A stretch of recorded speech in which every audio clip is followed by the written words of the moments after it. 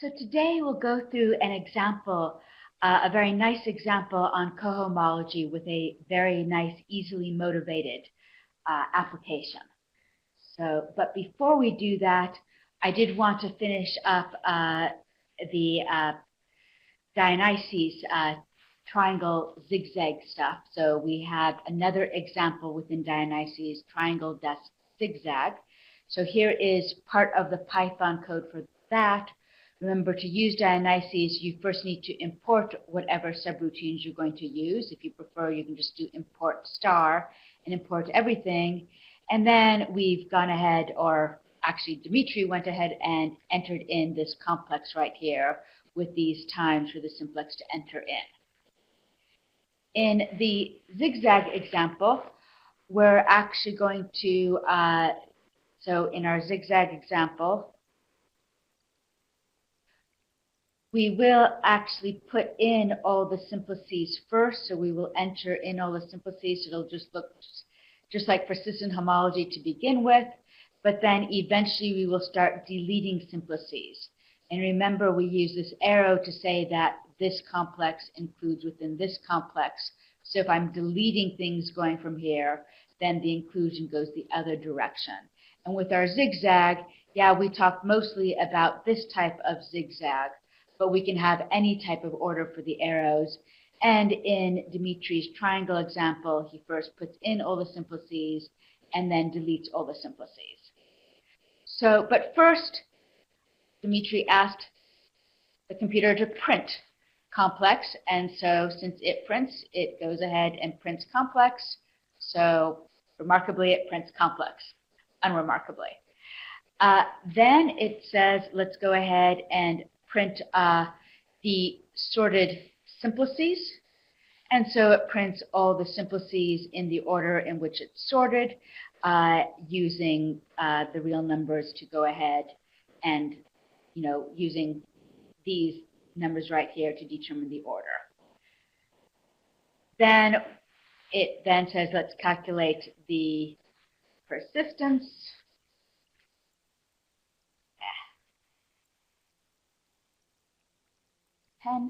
So then we'll go ahead and calculate the persistence, but we need to add the simplices. So for b equals to 1, we will add one simplex at a time. So at step 1, we'll add simplex 0. At step 2, add simplex 1. At 3, add simplex 2. So we first add all the vertices in steps 1, 2, and 3. So that was for S sorted. We go ahead and add these things and print out that addition. There was actually a few more steps within here which I left out. So for S in our sorted complex, in our sorted simplicial complex, we are printing what we're getting out. We are adding, so here it is where we're adding the simplices one at a time. And then we'll print the persistent intervals, noticing when it gets killed off. So when we add the edges, that's when interesting things happen, because then we start killing off zero-dimensional homology.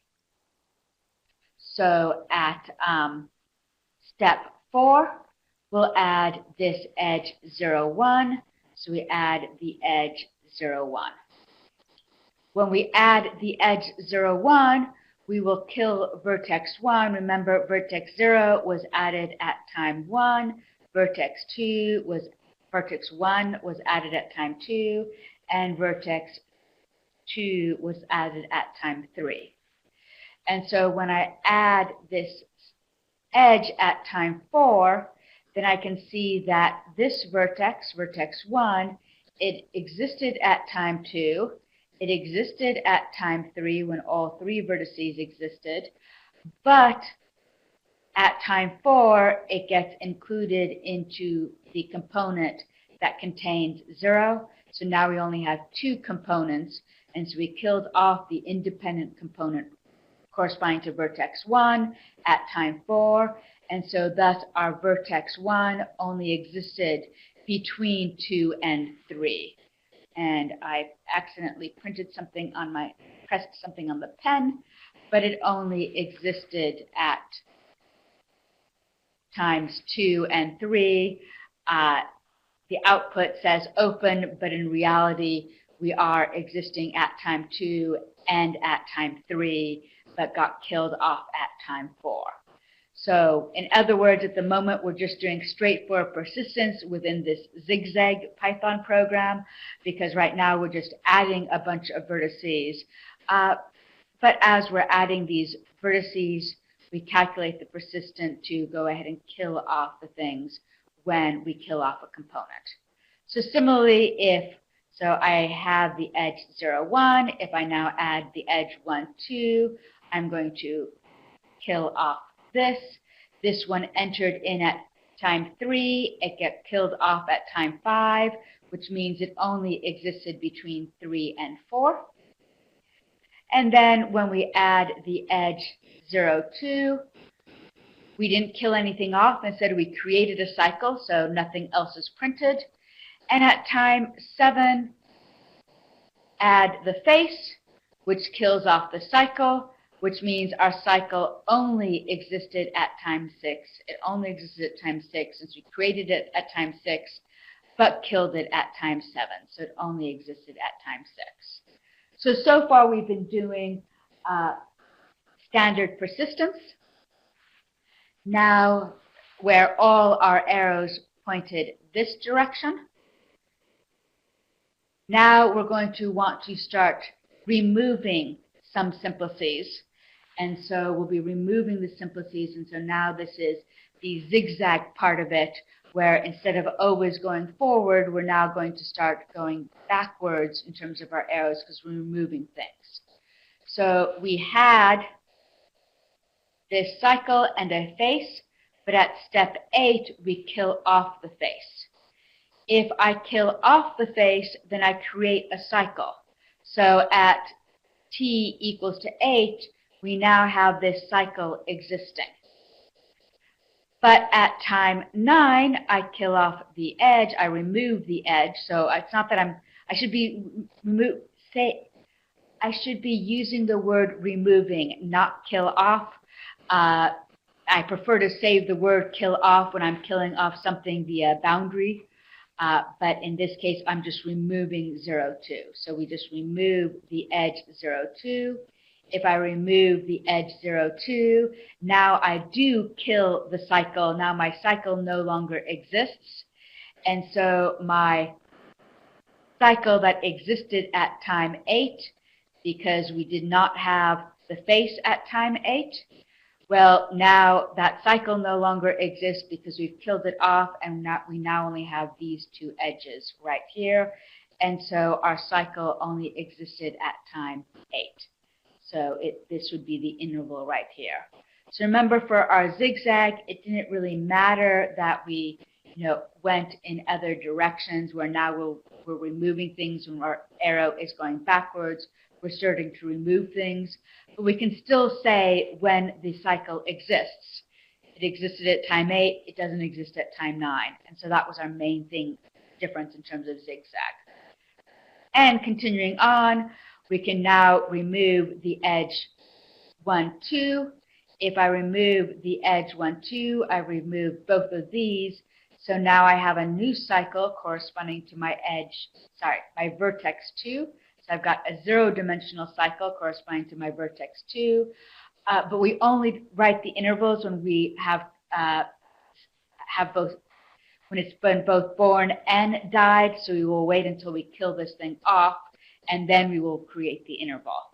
But right now we just have that 2 has just been created, so 2 has been created at time 10 again.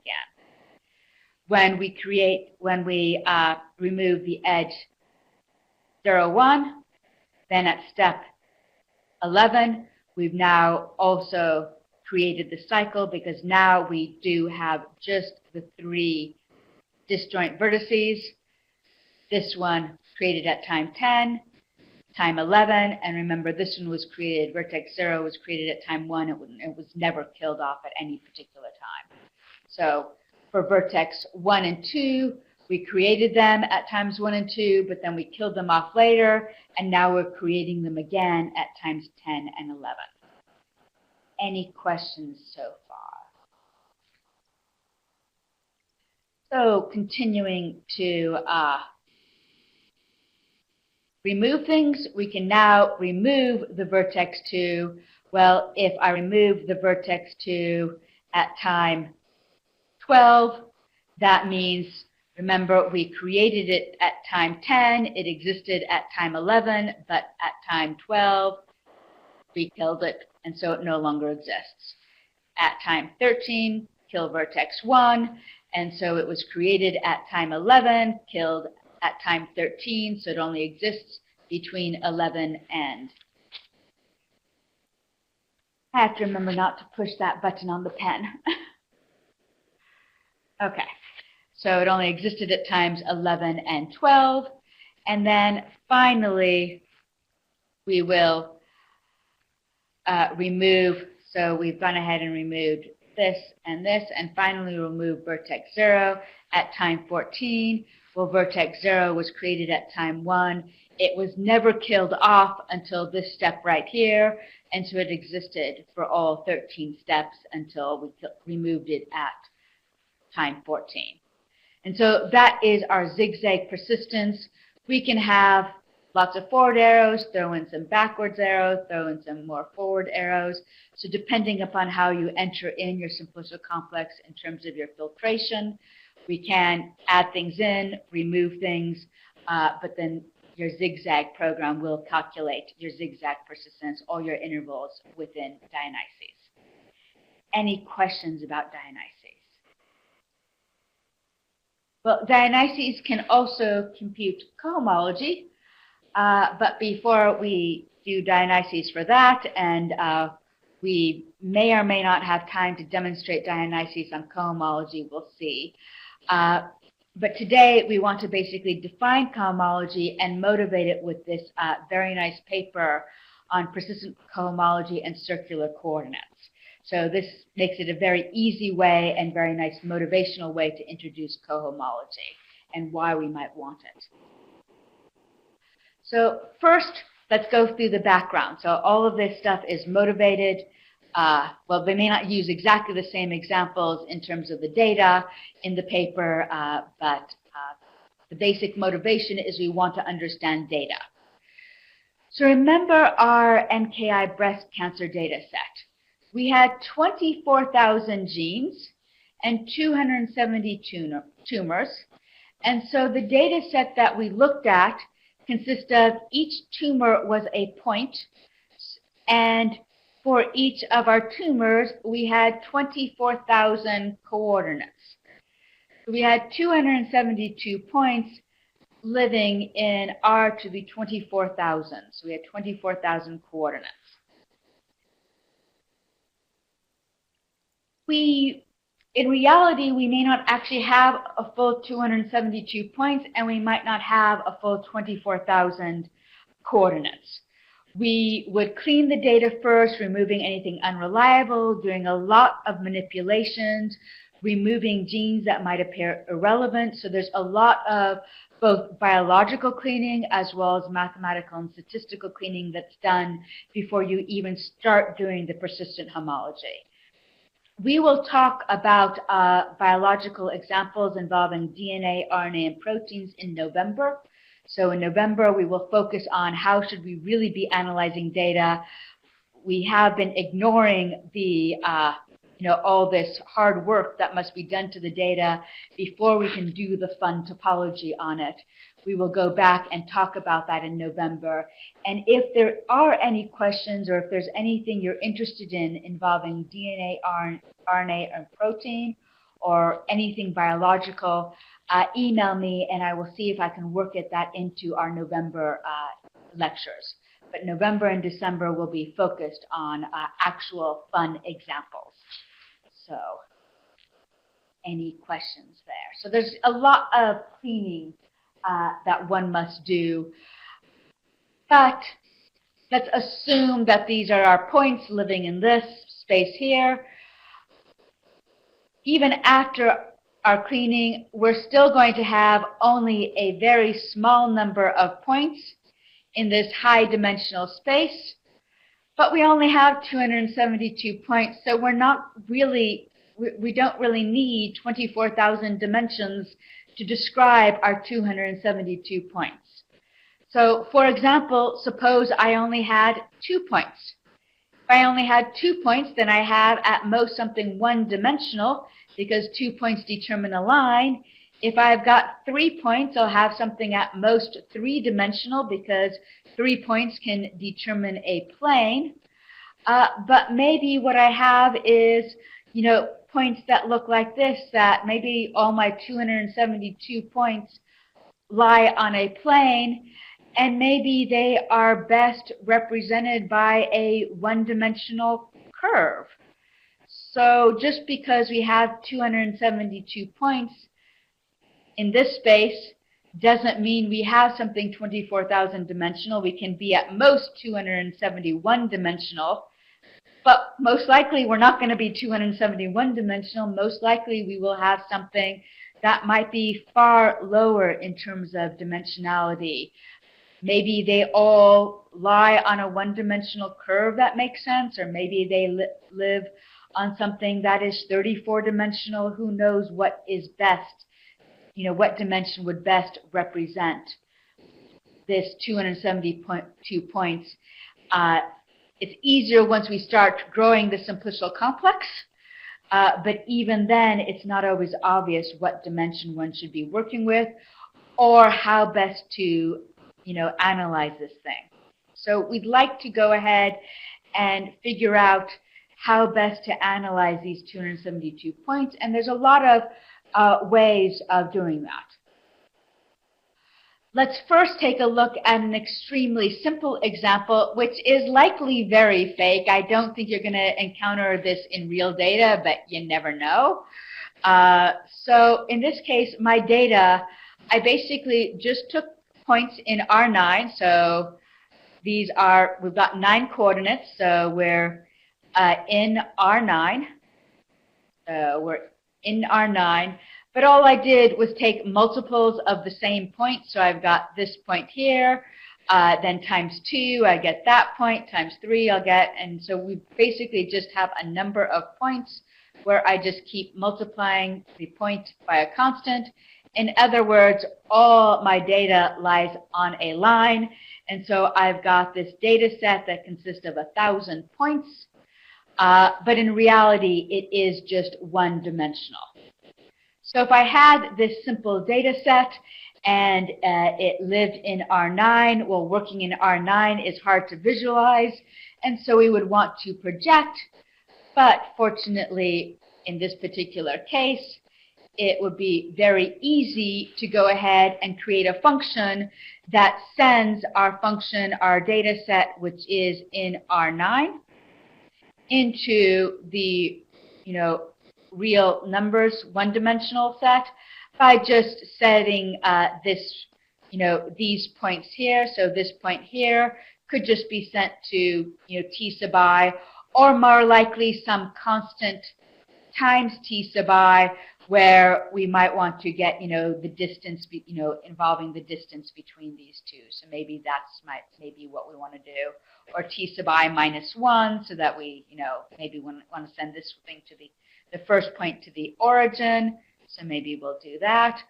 But some nice map that sends our data set so that we don't have to look at it in R9, because personally, I find visualizing in R9 a little difficult, so I would rather see the data in R1. So using some kind of map to map it into R1 would make a lot of sense. Any questions on that? In reality, the chances of having such nice data are slim to nil. So given a data set, you basically would like some kind of embedding of your data set. It's not always an embedding, some map of your data set into a far lower dimensional space where there's some preservation of the structure somehow. What exactly is preserved? Well, that will depend upon what kind of map you take. but you basically want to take this high dimensional, space and map it into something lower that will more accurately, more easily represent D. Maybe not necessarily more accurately, but more easily represent your data set. And this is the trivial example here where we have lots of points on a line. I would rather see that line in R1 rather than in R9, and so this would be the obvious map right here. Questions there?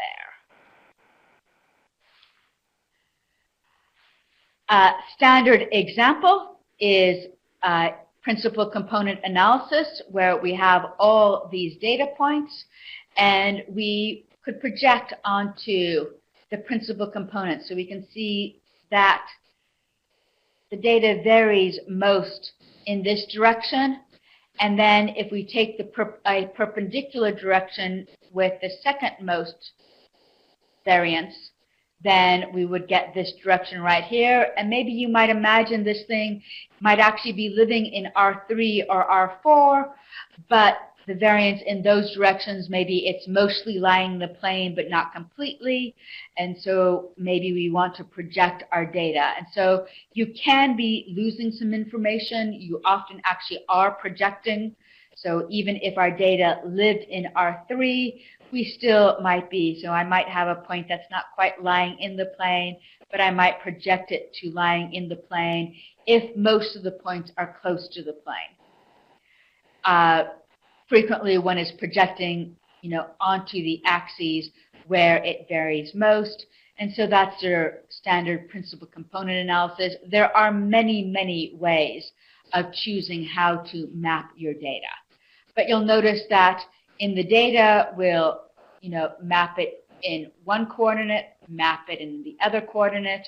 And so I go from my D into F1 of, so if I've got a point, D1, D2, etc., I'll have a point F1 of my data point. So if this is my data point right here, if that's my data point right there, we'll do F1, and then we'll do F2 in the second most varying direction. And if we want, we can go, further with that.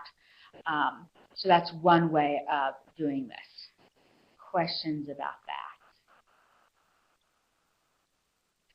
So there are many, many different reduction methods, but most of them do this sort of thing where we'll take our data, map it into the real line, real line, real line, and then we'll just put them all together and then go into our lower dimensional space.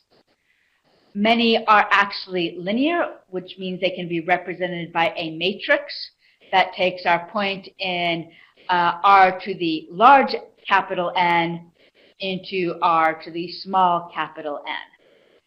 There are also many non-linear dimensionality reduction algorithms. So if I have something, a curve like this, then we can have, do maybe something local where we might map this into R1, this part into R1, and take a look at it locally.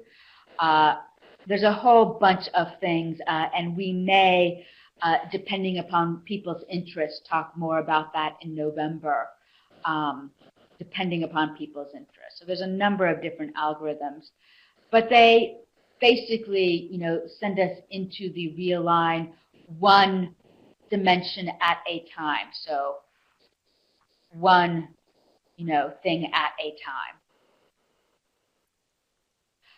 Well, what if we know our data has holes in it? If we know our data has holes in it, yeah, I can, project here and project there, and I can talk about, my F being, cosine, say, theta, sine, theta. So I can talk about this, but then I'm using two coordinates to talk about something that is one-dimensional. I don't need two coordinates to talk about something that's one-dimensional. I could instead just use an angle theta. And so that's what we'd like to do. Instead of going into R all the time, since we know data can have holes in it, let's instead, when we have this hole, go sometimes into S1. And maybe we might actually have a collection of functions where some coordinates go into S1 and other coordinates go into R, depending upon what we have. So maybe if we've got something like this, maybe we want to go into S1, but then do an R component. So you might want to, put these various different things together depending upon what your data looks like. But holes is basically what we're talking about, not when it's filled up. We're going to actually mostly be interested in when it does have a hole. So that's our main interest. And if it does have a hole, instead of having two functions that describe this hole, we can have a single function where we just have where we're just going into this, if you specify theta, then you know where we are. So this will be theta equal to 0, theta equal to pi over 2, pi, etc. One thing to note is that it's a ring, and by a ring, I'm not actually meaning circular. I mean that we have addition and multiplication here. I can add two theta values, so I might have theta 1 plus theta 2. So maybe this is my theta 1, and maybe, let me get a different color here. Maybe we'll take our 90 degrees to be our theta 2. And so if I add theta 1 plus theta 2, then I'll do theta 1 plus add 90 degrees. And I will go up and get, this would be theta 1 plus theta 2. And similarly, I can multiply two of these things. And so I have a nice ring structure, a group structure for addition, a group structure for multiplication, so I can do both addition and multiplication on this circle. Any questions about that? So the nice thing about the ring structure is that sort of says we should use cohomology. But we have to define cohomology to see why that's so obvious that we should be using cohomology. You need to kind of know what cohomology is. So let's define cohomology. One of the things when we're doing cohomology is we will use superscripts. Now, at the moment, I don't need to use superscripts. I could have used subscripts instead. I'm just talking about my vertices, edges, and faces, so whether I use superscripts or subscripts, they actually mean the same thing when I'm talking about my simplicial complex. So at the moment, it doesn't matter, but we will use 0 for our vertices, 1 for our edges, and 2 for our faces. We then have our chains, which are just our linear combinations. So at the moment, I'm actually just reviewing homology, because we do actually have to start with our 0 chains. So our 0 chains, remember, we're just linear combinations. So maybe I've got 2 times vertex 1 plus 3 times vertex 2, etc.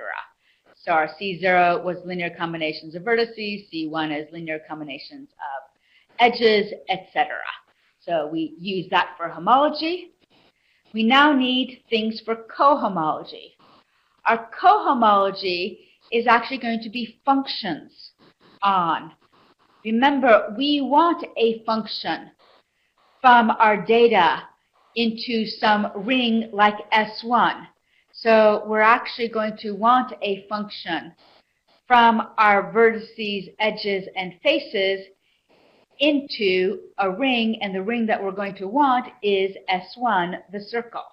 So that's what we wanted to create, is a function from our data set into S1, and well, cohomology can give that to us. Now, there will be a lot of modifications, but we will eventually get there.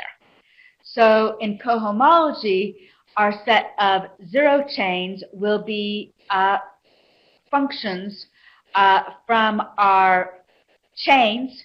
So I'll take a function from 2 times v1 plus 3 times v2. So that would be an element.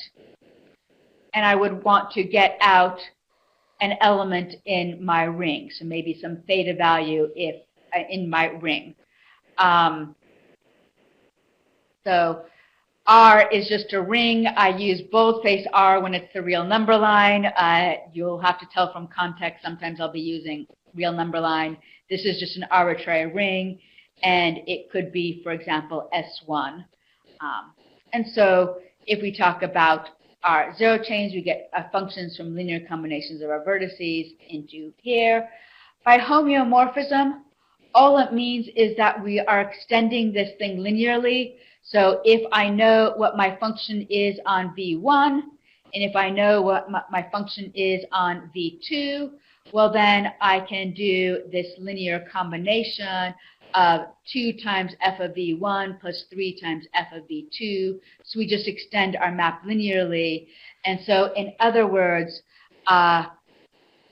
it is sort of defined by this and then plus, extend, linearly. But we really only need to take a look at functions on my vertices, not linear combinations of my vertices. And since we extend linearly, that does define your function. Similarly, on my edges, if I know what happens on where my edge goes into R, so maybe my edge AB goes to 0, well, then I know 3 times AB will also go to 0. So I really only need to know what happens on my vertices, edges, and faces, etc. So we can actually ignore these linear combinations. We don't have to really worry about them at this stage. We can ignore them and just go from our simplices as opposed to linear combinations of our simplices. So that is our building blocks of cohomology. It is these functions from our vertices, edges, faces, etc. into some ring. Those will be our building blocks. Any questions there? Okay. Well, why do we want this? So I haven't defined enough for us to really know. But remember, we want to have a function that goes from, so ignore most of the proposition, but we want a function from our data set into S1.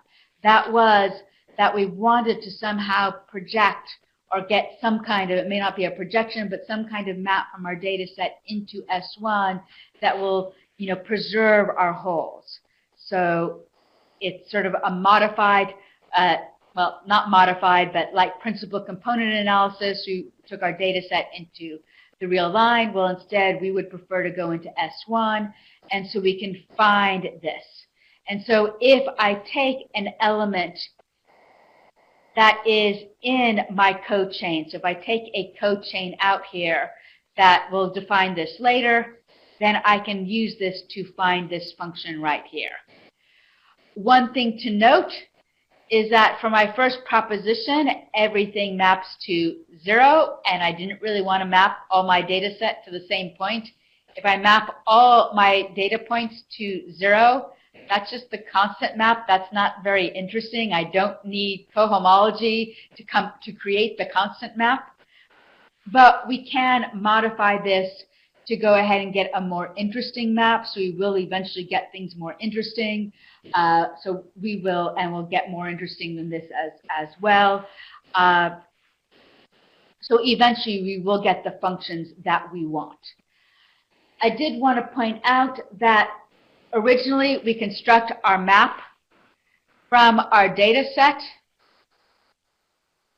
We construct our map from our data set, and so our data set, if I go from X naught, that is my data, just my vertices, that just got sent to 0 because we said we sent everything to 0.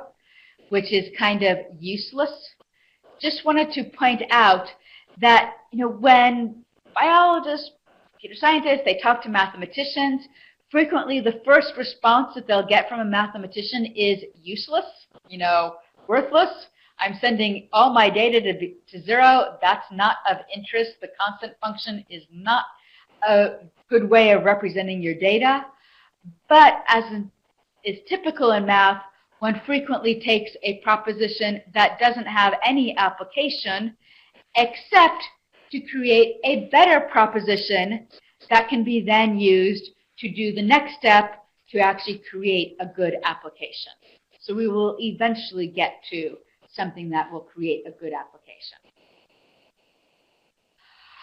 One other thing is that, well, actually, let's skip this one and we'll go back to this one later.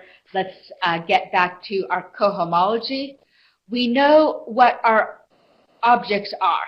Our objects are a collection of maps from our vertices to our rings for C0, and from our edges to a ring for C1. So it's a collection of functions. That's what we're having.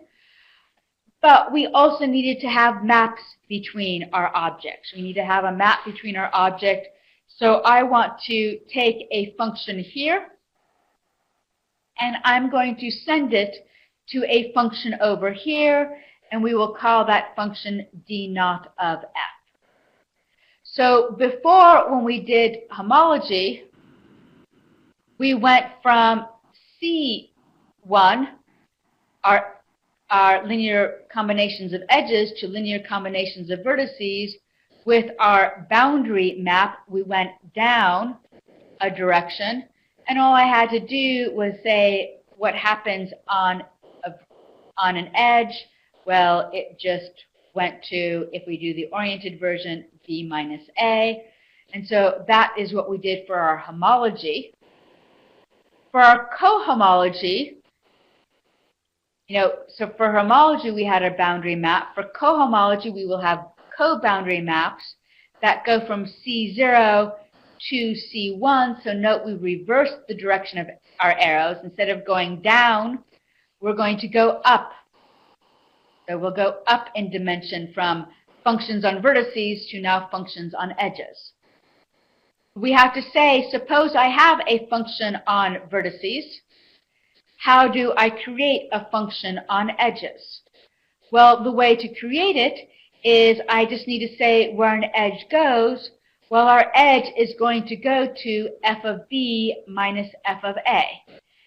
F of b is in my ring. F of a is in my ring. This is a ring, not the real number line, so just an arbitrary ring. So the difference of two elements in our ring will be in our ring, and so that tells me where to send my edge to. It says to send it to f of b minus f of a. And so now this thing here is a function that if you give me an edge in here, I can give you a real number, and the real number will be just the difference of the values of f on the endpoints of my edge. Any questions there? Similarly, if I take a function here, sometimes, but not always, we will use the Greek letter alpha to represent a function on edges. So if I've got an edge, I might use, alpha to represent functions on edges, and we will then map it to a function on faces. So if I know what alpha of BC is and alpha of AC is, because it's a function on edges, well, then I can similarly come up with a function on a face by just sending, so a function on the set of faces, by just sending the face to alpha of BC minus alpha of AC plus alpha of AB. And if you did listen to the optional oriented lecture, you'll notice that in order to handle the orientation, what we do is if I delete the first one, I have positive. delete the middle one, I have negative, delete the third one, I have positive.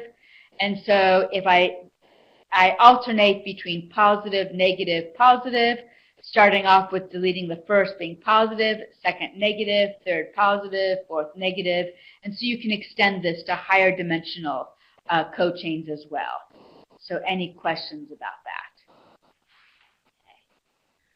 We can do the same thing for higher dimensions, where we can take any function in here and send it to a function di of f, where we just do this linear combination, alternating the signs. If I start from 0 to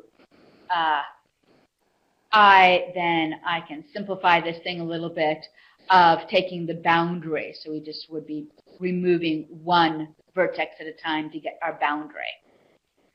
We have identical definitions before as to cycle and boundary, except for now they're cocycle, but it's a cocycle if it's in the kernel, if it gets sent to 0. So if we get a function here that gets sent to 0, so if I take a function in here and it gets sent to the 0 function, so if it gets sent to a function that sends everything to 0, so that means that my d alpha,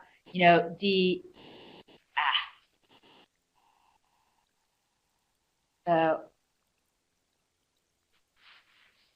that means that my di alpha, if I apply it to some cochain, say ABC, for example, then I would be getting 0 out. So this function right here would give me 0 for any. So if this is a function on edges, I can then take my function on edges, create a function on faces, but if it is a cocycle, it is a function that sends everything to 0. So it's a cocycle. If it's in the kernel, it gets sent to the 0 function. So this would be the 0 function. It's a coboundary if it's in the image. So there exists an f that gets sent to it. So if it's in the image. So in image, so cocycle if it's in the kernel, coboundary if it's in the image. One thing to note is that if we do our coboundary function twice in a row, we will get 0.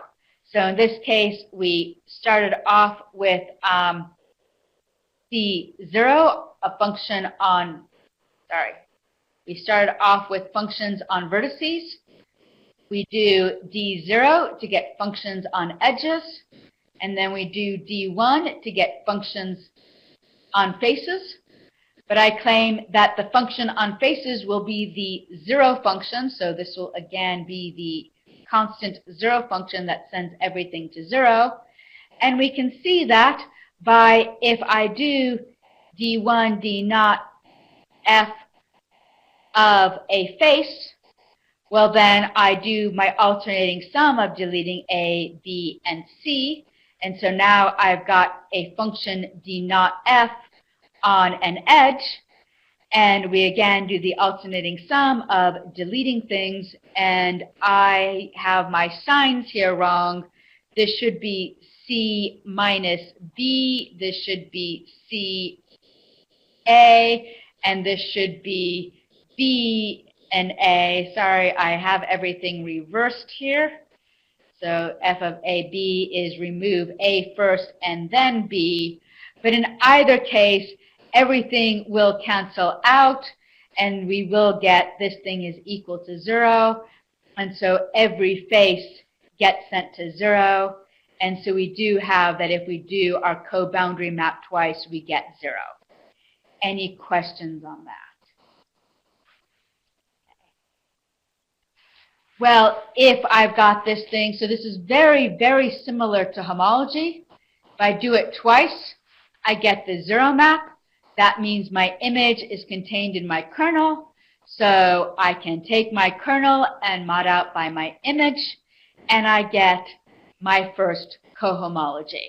And we can do similar things if I do, I and I minus 1.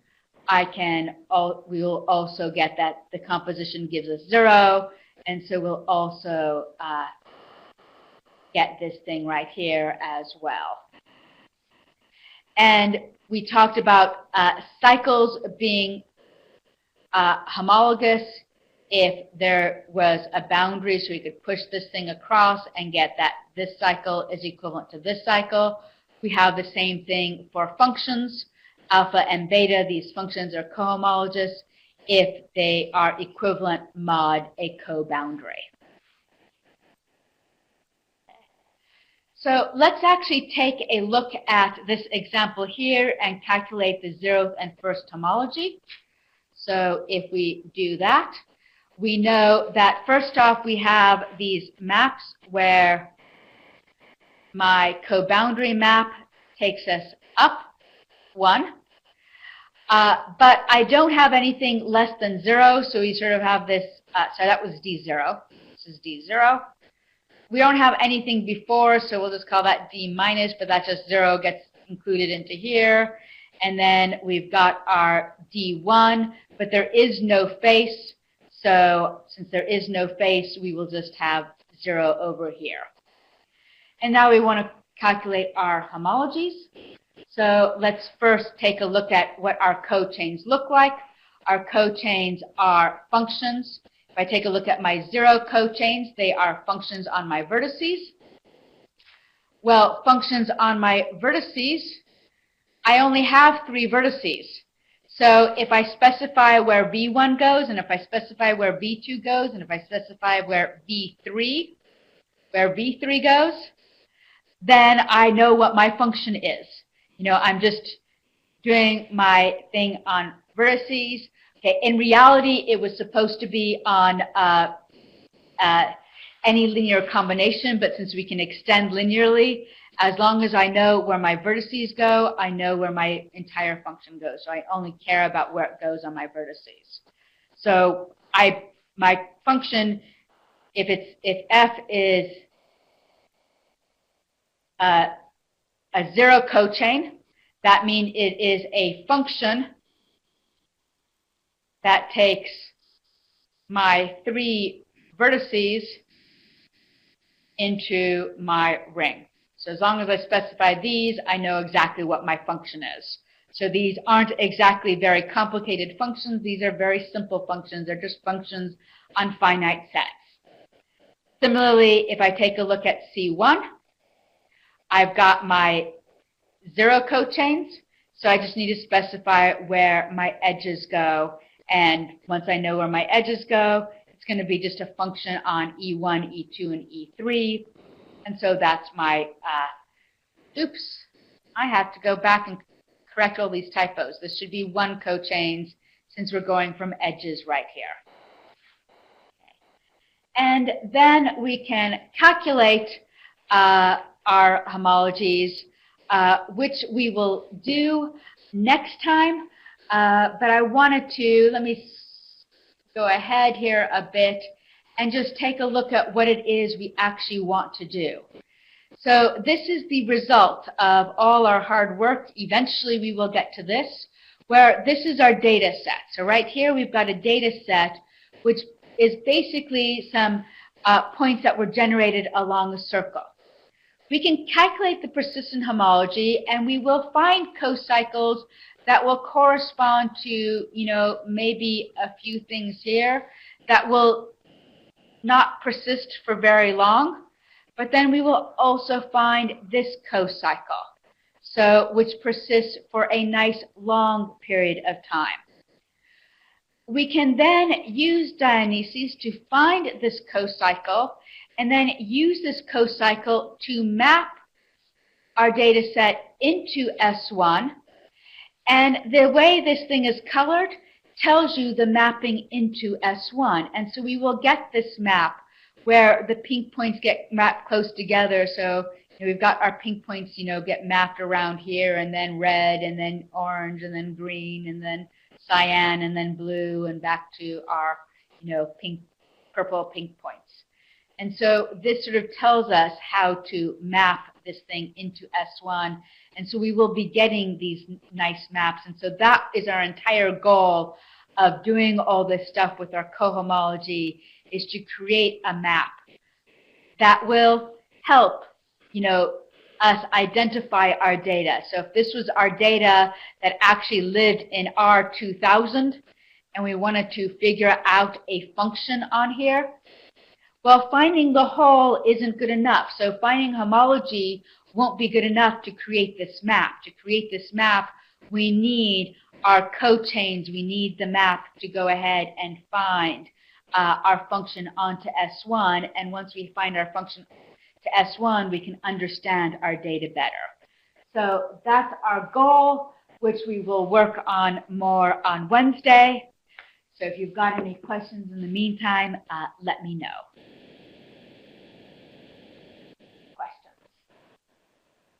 See you Wednesday.